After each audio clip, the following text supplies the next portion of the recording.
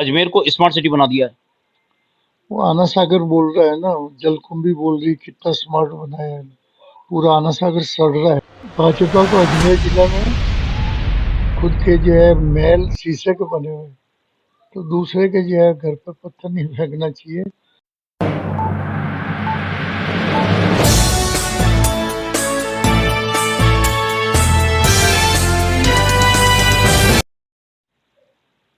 लोकसभा चुनाव 2024 के तहत अजमेर लोकसभा चुनाव में इस बार काफी रोचक मुकाबला देखने को मिल रहा है।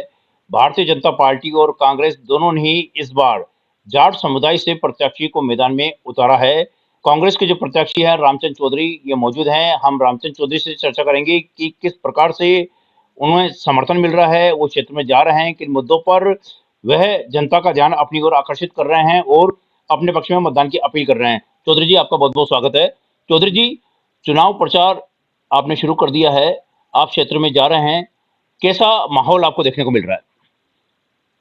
माहौल बहुत ही सकारात्मक है, पॉजिटिव है, और बहुत जोश खरोश और उमंग और उत्साह से जो है मतदाता मेरे से मिल रहे हैं। और उसका सबसे बड़ा कारण ये रहा कि बागिर जी चौधरी जो है विगत 5 सालों में 75% में तो गए ही नहीं, और 25% में गए तो वहाँ कोई वादा किया वो काम पूरे किए ही नहीं। इसलिए ग्रामीण क्षेत्र में भारी रोष है। चौधरी जी, विकास के नाम पर इस बार चुनाव लड़ा जा रहा है। भाजपा कह रही कि हमने काफी विकास कार्य करवाए हैं, आप इसे कैसे देखते हैं? मैं नहीं मानता वो विकास कार्य करवाए हैं। ग्रामीण क्षेत्र में कोई ऐसा एक भी काम बागिर जी नहीं बता सकते हैं जो पूरे एमपी क्षेत्र में उसका काम करवाए और उसका फायदा आम जनता को मिले। दूसरी तरफ हमने जो है अजमेर डेयरी जो बनाई है अपने वर्ल्ड क्लास की डेयरी है, स्मार्ट डेयरी है। दूसरा, हिंदुस्तान में 2-3 डेयरियों में इसको गिने चुने में माना जाता है। इसका टर्नओवर पहले जब मैं चेयरमैन बना 90 में 2.5 करोड़ था, अब जो है इसका टर्नओवर हो गया 1500 करोड़ रुपए। किसानों की मुख्य आय का स्रोत ही जो है 80% किसानों का ये डेयरी और पशुपालन ही है। भागीरथ चौधरी कह रहे हैं कि मैंने अजमेर में बहुत सारा विकास कराया है। सांसद कार्यकाल के दौरान भागीरथ चौधरी कह रहे हैं कि मैंने अजमेर को स्मार्ट सिटी बना दिया है। वो आना सागर बोल रहा है ना, जलकुंभी बोल रही कितना स्मार्ट बनाया है। पूरा आना सागर सड़ रहा है। आज 5 साल में इन्होंने जो है उसके लिए क्या माना, सीवरेज लाइन बनानी चाहिए चारों तरफ से कनेक्ट करके।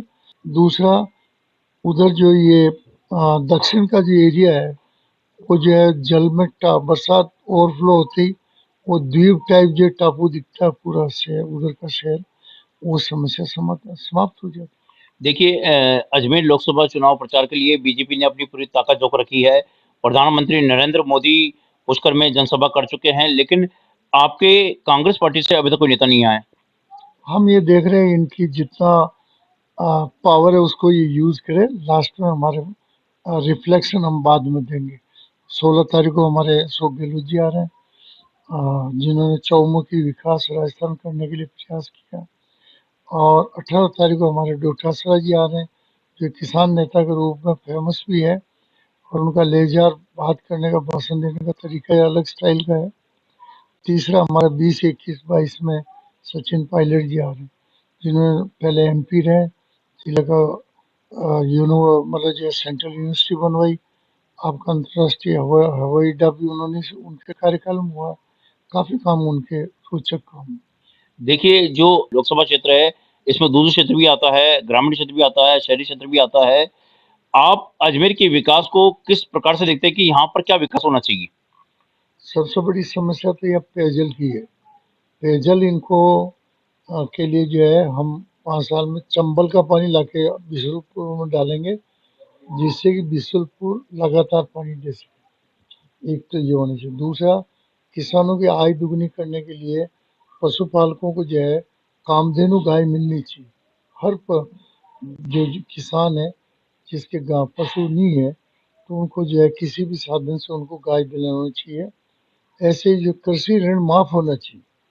2008 और 9 के बाद में कृषि ऋण किसानों का 15 साल माफ ही नहीं हुआ, तो 15 साल में किसान काफी गरीब हो जाता है, ऋण से दबता है।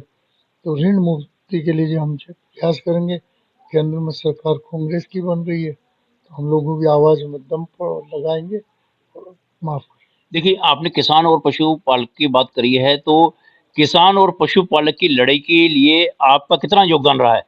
मैंने पूरा जीवन ही 60 साल ही समर्पित कर दिया पशुपालकों और किसानों की लड़ाई के लिए। एमपोर्ट वाली लड़ाई लड़ी थी मैंने, वो भी किसानों की लड़ाई थी। दूसरा जो है मैंने पशुओं के लिए भारत सरकार से चारा बांटा, जो जितनी योजनाएं सब लागू कराई। मुख्यमंत्री जी से 5 रुपए दूध उत्पादक संबल योजना मुख्यमंत्री को लागू कराई। दोपहर के भोजन में बच्चों को जो है भोजन के साथ दूध पाउडर दिलवाया। इसी प्रकार जो है आवारा गायों के लिए जो है ब्लॉक स्तर पर गौशालाएं की स्थापना कराना, नंदीशाला और गांव हर पंचायत पे एक गौशाला करवाने के लिए मैंने जब मुख्यमंत्री जी से घोषणा करी। 7,000 करोड़ मुख्यमंत्री जी ने दिए। इसी प्रकार हर पंचायत पे पशु चिकित्सालय का स्वरूप डेवलप। देखिए, भाजपा लगातार हमला बोलती है कि कांग्रेस बटी-बटी नज़र आती है, यहाँ पर सभी नेता एक जाजम पर नहीं है, इसे कैसे देख रहे हैं आप? भाजपा को अजमेर जिला में खुद के जो है महल शीशे के बने हुए हैं, तो दूसरे के जो है घर पर पत्थर नहीं फेंकना चाहिए। बीजेपी की जितनी दयनीय स्थिति अभी हो रखी है, इंटरनल आपस में मनमुटाव, उसका मतलब जो है कोई भैया ही नहीं करना चाहता। मैं उसको एक्सपोज क्यों करूँ, इनके आपस में डिफरेंसेज है मेरी जानकारी में, मुझे तो फायदा ही हो रहा है।